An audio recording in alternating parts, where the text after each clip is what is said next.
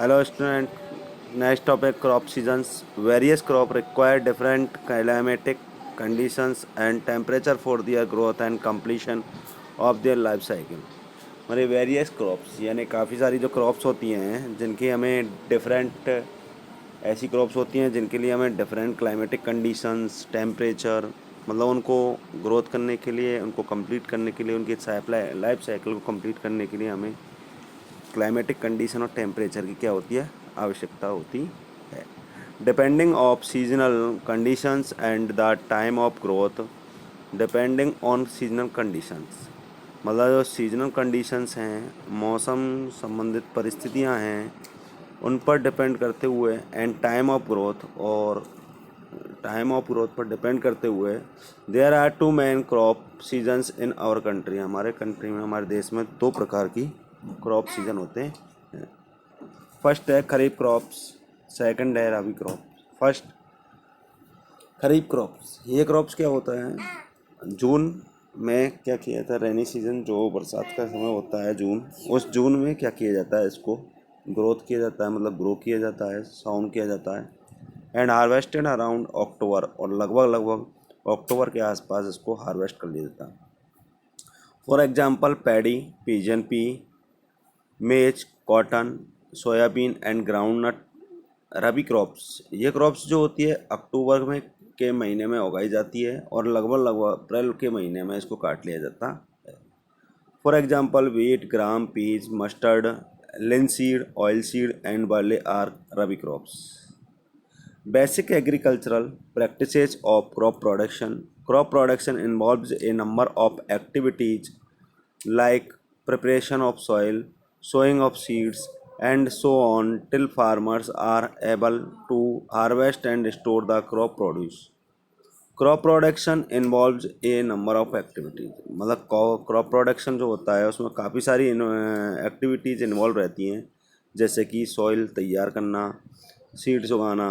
इस प्रकार से जब तक फार्मर आर एबल टू जब तक फार्मर उसको हार्वेस्ट करने में और स्टोर करने में क्या नहीं हो जाए एबल नहीं हो जाए तब तक ये प्रक्रिया चलती है। द एक्टिविटीज और task which a farmer perform to cultivate a crop are referred as agriculture practices मतलब जो प्रैक्टिसेज होती हैं जो किसान उगाने से लेकर और स्टोर एंड बेचने तक की जो प्रक्रिया करता है उसको कहते हैं एग्रीकल्चर प्रैक्टिस। पहला है प्रिपरेशन ऑफ सॉइल, दूसरा है application of manures and application fertilisers, तीसरा है वीडिंग, चौथा है हार्वेस्टिंग, फिफ्थ है स्टोरेज, सिक्स्थ है सोइंग ऑफ सीड्स, सेवन्थ है irrigation. First preparation of soil. Before sowing the seeds it is important to prepare the soil मतलब seeds को उगाने से पहले सॉइल मिट्टी को तैयार करना ज़रूरी होता है। Preparation of soil is done by turning and losing the soil. जो प्रिपरेशन ऑफ सॉइल है मतलब मिट्टी को जो तैयार किया जाता है उस मिट्टी को खोद कर और लूज करके क्या किया जाता है तैयार किया जाता है। The process of turning and losing the soil is called ploughing और टिलिंग मतलब जो टर्निंग और लूजिंग मतलब मिट्टी को लूजिंग करने और टर्निंग करने की जो प्रक्रिया होती है उसको प्लोइंग कहा जाता है या टिलिंग कहा जाता है। Plowing helps the soil in a number of following ways. It helps in losing the soil so that it can hold more water and air.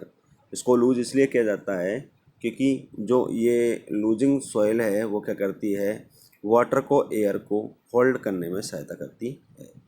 The loose soil also helps in the growth of earthworms. जो loose soil होती है वो earthworms को growth करने में microbes को growth करने में क्या करती है सहायता करती है। Which make the soil rich in nutrient जो कि क्या करते हैं न्यूट्रिएंट्स में सॉइल को क्या बनाते हैं रिच बनाते हैं।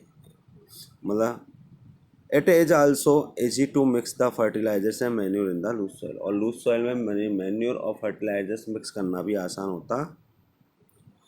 It aerates the soil, the roots can thus breathe easily. जो रूट्स होती हैं वो भी इजीली से आराम से ब्रेथ कर सकती हैं। It helps in easy penetration of the roots of seedling. जो सीडलिंग के समय पर जो रूट्स का पेंट्रेशन होता है उसमें भी ये सहायता करती है। Nutrient rich soil is brought up from lower level of soil so the plants can use these nutrients. मतलब इसमें न्यूट्रिएंट्स हैं वो भी इंक्रीज होती हैं, जिससे कि न्यूट्रिएंट्स जो हैं उनको सहायता करती हैं।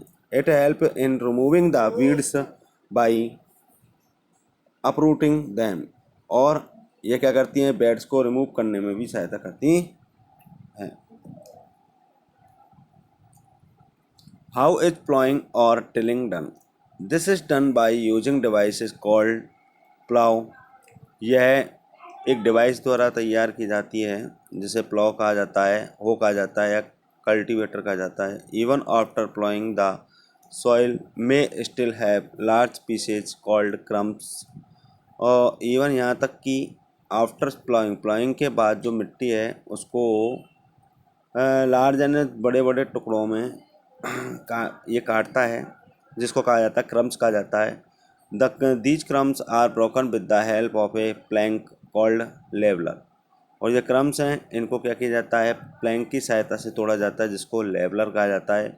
Levelling of soil is required for sowing as well as for irrigation purposes. और सॉइल का जो लेवलिंग होता है वो क्या करता है, उसको इसलिए किया जाता है क्योंकि उसमें आसानी से बीज उगाया जाता है और इरीगेशन भी की जा सकती है। प्लो हो cultivator and labour. Plough is even now the principal implement for preparing the soil. Plough जो होता है, यहाँ तक कि वो एक क्या होता है, जो मिट्टी है उसको तैयार करने के लिए एक सैद्धांतिक इम्प्लीमेंट होता है, औजार होता है।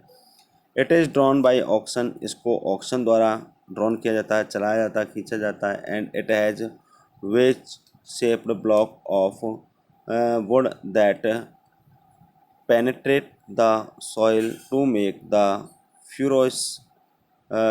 Plowing is done either manually. Animals in many villages even now this tradition method of plowing is prevalent, whereas now the modern techniques such as tractors are also used for plowing. मतलब ये पहले के समय पर क्या किया जाता था, इस मेथड को यूज किया जाता था, जैसे कि जानवरों में पीछे इस हल को बांध दिया जाता था, और इस हल को बांध कर उसको क्या किया जाता था, खेत को प्लॉ किया जाता था।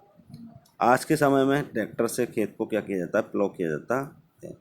ए plough serves many purposes of tilling the soil, adding fertilizers to the crop and removing the weeds. जो एक प्लॉ होता है उसके काफ़ी सारे उद्देश्य होते हैं, जैसे सॉइल का टिलिंग करना, फर्टिलाइजर्स ऐड करना, और क्या करना, वीड्स रिमूव करना।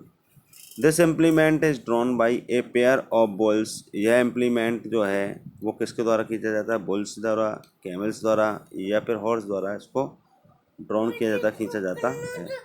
The plough is the knife that cuts into the soil. The plough होता है वो एक नाइफ यानी चाकू की तरह होता है जो मिट्टी को काटता है। The knife is curved so it turns over the soil after cutting.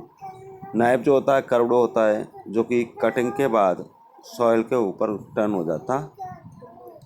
हो is used for loosening the soil as well as for removing weeds. जो हो होता है उसका जो उपयोग है, जिस प्रकार से वीड्स को रिमूव करने के लिए उपयोग किया जाता है, उसी प्रकार लूजनिंग करने के लिए भी काम में लिया जाता है। It consist of a long rod of would और iron with a bent plate of iron fixed to one of its ends. It consists of a long rod। इसमें एक लंबी रॉड होती है लकड़ी की या लोहे की, जिसको क्या किया जाता है, आयरन की प्लेट के साथ क्या किया जाता है, उसको बेंट कर दिया जाता है। This acts as a knife, जो कि एक चाकू की भांति काम करता है। It is also driven by animals. इसको भी एनिमल्स यानी जानवरों के द्वारा ड्रॉन किया जाता है। Cultivator these days in large fields, plowing is done by cultivators driven by tractors. It saves time and labor. These days यानी इन दिनों बड़े बड़े खेतों में जो प्लाइंग करने के लिए जो यूज किया जाता है वो है ट्रैक्टर को यूज किया जाता। Leveller is a large piece of wooden plank. Leveller जो होता है एक वुडन प्लैंक का एक बहुत बड़ा हिस्सा होता है, which can also be drawn by animals और ए ट्रैक्टर।